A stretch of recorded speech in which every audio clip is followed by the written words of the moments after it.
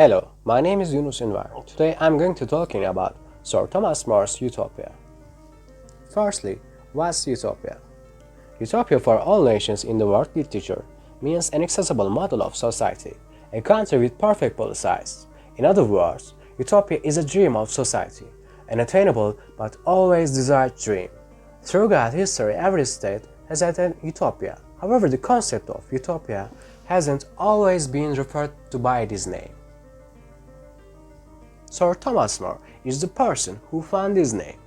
More is an important author and a representative of humanism for English literature and the Renaissance period. In addition to, More was the Chancellor of England during the reign of Henry VIII. The word utopia was compounded by More for his book, from the Greek words for not o and the place topos. So the meaning of the word means nowhere.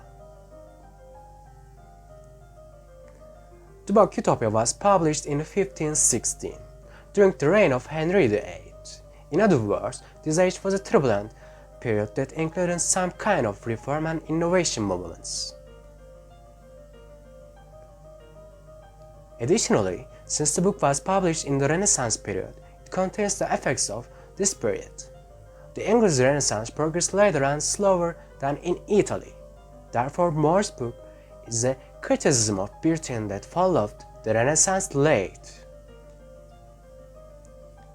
Naturally, the British administration, which was late in the Renaissance movements, was also incapable of understanding More's ideas.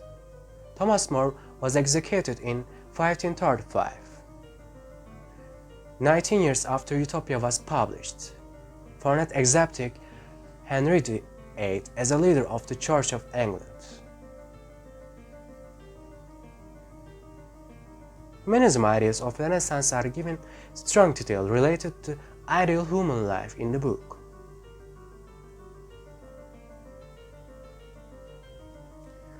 Thomas More wrote his book Utopia in two parts. Thomas More is also one of the characters in the book. In the first part, More writes the scene of exchange information with Raphael Haydn, who was also a traveler and scholar, who was instrumental in writing the work.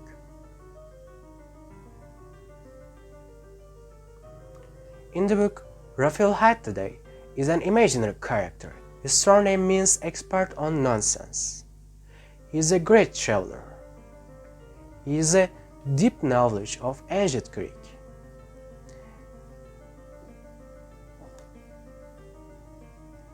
In addition, Raphael participated in New World explorations with Amerigo Vespucci and found the island of Utopia during these discoveries.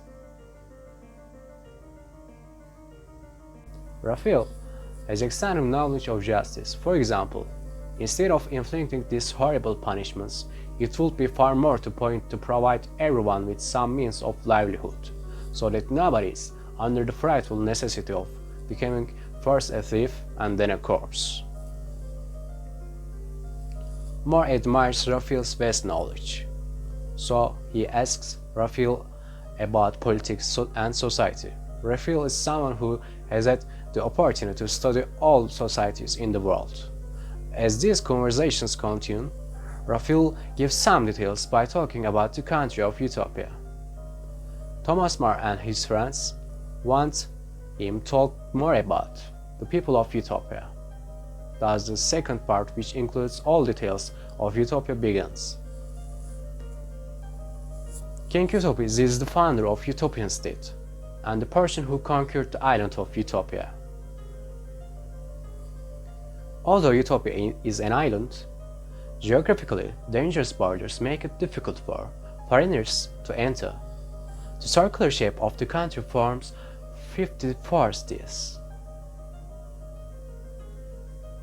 Management is republic.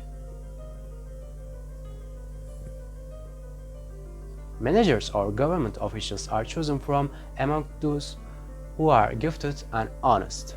These are called philarch. Families stay in homes for 10 years, then change the house so that there is no sense of ownership. The houses are similar.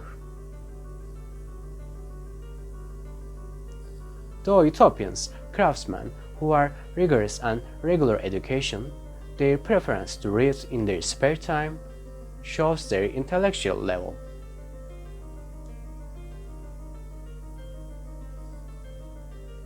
Greek scientists, authors are read.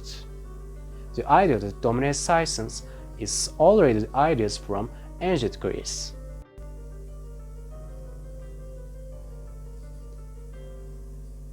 Slaves are criminals who have committed serious crimes or prisoners of war, but some foreigners are taken as slaves for other reasons. Marriage has a great value. Persons who don't adhere to marriage rules are punished heavily, for example, slavery. One of the main rules of marriage is that people who marry are virgin. Then comes the rule against deception. Divorce is accepted only in special circumstances.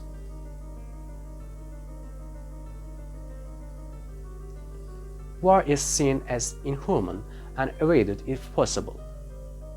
Nevertheless, with the anticipation that a conflict would eventually be fought, careful preparations were made and the method they would use in the battle was determined. Oftenly, utopians fight if there is a threat to their country.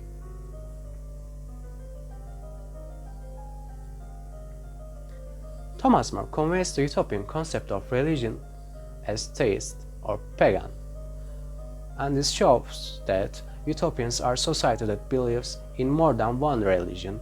In addition, More notes that although the religion of the utopians is different, they basically see nature as gods and the unit under the nature. He found a name for the dream country, which everyone thought for years, and called it Utopia.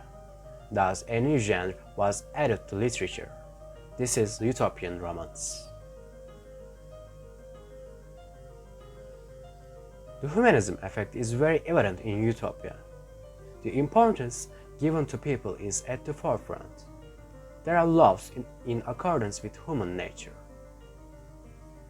Thomas More's Utopia is therefore a guide to the humanists who came after him. His views on religion and society in Utopia made him one of the most important representatives of humanism, and significantly accelerated the British Renaissance.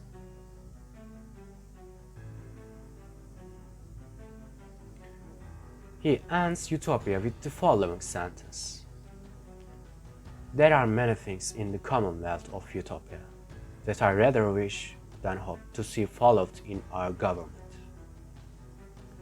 From this sentence, we can understand Thomas More's idea that he wrote this book to correct the social and political mistakes of England and to create a political and social inspiration.